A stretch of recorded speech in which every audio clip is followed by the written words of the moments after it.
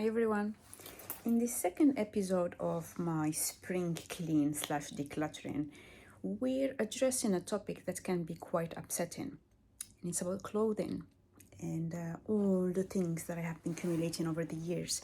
Now, I do have things in boxes like that, also in suitcases. I even have a box that I've kept for years called Clothes That Don't Fit. I'm going to tackle all of this, plus the piles of laundry that I have. Now, when I moved to this place, I was thinking there is no way I would run out of space because there is so much storage in here. And I moved in, and my stuff still didn't fit. Why do I still have things in boxes? Why do I still have things in suitcases? And when you think about it, there are some items that I haven't touched in years. Why do I still have them? And I have struggled with some bits. For example, I've had surgery on my feet. I've had many issues with my feet, and that's something I can't really help, and I'm working on, and that's fine. But what it meant is that I bought shoes that hurt my feet, and I wouldn't want to get rid of them because they were so expensive. Now, a couple of weeks ago, I finally got rid of my most expensive pair of boots. And I think doing that was liberating because since that one was out, whatever else I take to charity is not going to hurt as much, right? And so the first step of today's video is going to be me folding everything that I have, because I have quite a lot of laundry stuff outside, so that I have as clean canvas as possible. And then I'm going to start tackling drawer by drawer, box by box, suitcase by suitcase. And this will be over a number of days. But I do believe that the very first boxes that I'm going to address will be the clothes that are too small. And one box I have actually in my home office, which has stuff that is, funny enough, labeled Halloween stuff. That this thing, it has a couple things that I bought randomly. It has some Halloween things and decorations that I had from when I lived in Belgium that I didn't even buy. I mean, these are things that my colleagues had given me because we used to have these theme parties with work. The only thing I bought is that pink looking thing, which is an authentic German dirndl. That one I'm keeping. The rest, it's just bowling hats. It's some very obscene hats. I even have a hard hat that a client gave us at the end of a project. I don't want a souvenir from a client being that hard hat, because I think I kept it because I was always thinking, what if I actually go to a construction site and I need it? I haven't been to a construction site in years, and if you need that, they will give you PPE. So I'm gonna start with that box first, and then my objective is to end up having, it's not that I'm trying to get rid of boxes. I'm gonna keep my boxes, but I want to have one box per hobby. One box for ballet, one for belly dancing, one for my foraging and mushroom stuff, one for hiking, one for swimming, one for running.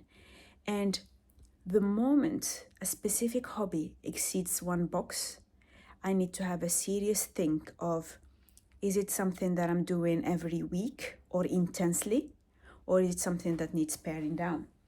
So I'm gonna do this very, very slowly, and I'll show you progress in a couple days. I'm not gonna bore you with the details, but I thought it would be good to give you an overview of where I'm at. So to give you an idea of the process, here is everything that was in my Halloween box.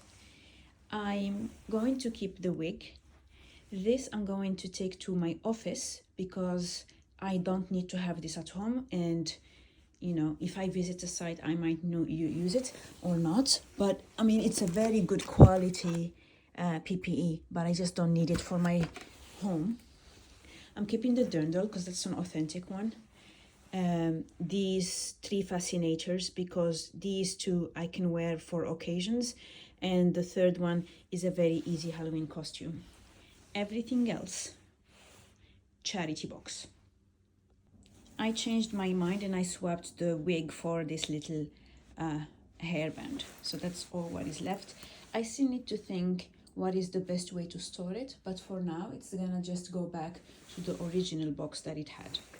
And also, as I go through this process, every time that I'm decluttering a drawer or something and I find an item that should be in one of these boxes, it will go in it. So right now, this is my Halloween / special occasion box.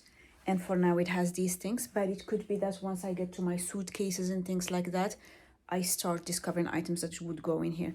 So it's not a single touch, but I ideally am as decisive as I have been on that. So here is that box up there for now. The next box is ski wear. That's a very easy one. I went on one single ski trip, one. And that was when I was in Belgium and I didn't like it. Since then, I had the opportunity to go to many ski trips. I declined every single one of them. So I will not be going on a ski trip. So pretty much this box is gone. The only thing that I'm gonna probably will keep is these trousers, because they're not ski trousers. These trousers are not ski trousers, they're actually hiking and I really like them, so they're staying. And these ones, I have to think about whether I might need them for Scotland, for hiking. The rest, I have two bad news. One is that it's either very ski specific or that I don't fit in it. I will first put in the donation box the things that I don't fit in. And for those that I fit in, I will need to assess whether or not I can wear them for cold weather hiking. Excuse my crazy hair, but I must say I'm positively surprised. I thought my decluttering process would take my entire long weekend, but I'm only on day one because it's Friday, and I think I'm pretty much done. So it might have been just, sometimes you just have to get to do things to get the full extent of it. So in my head, I just thought I had so much stuff, but actually I realized that the suitcases under my bed, one of them was empty. So all I did now is that I put in it the spare bedding, so that every time I do laundry, I have something to pull from it. The other one has pure summer, coastal city type of stuff. And the third one has occasion wear, so these are very fancy dresses.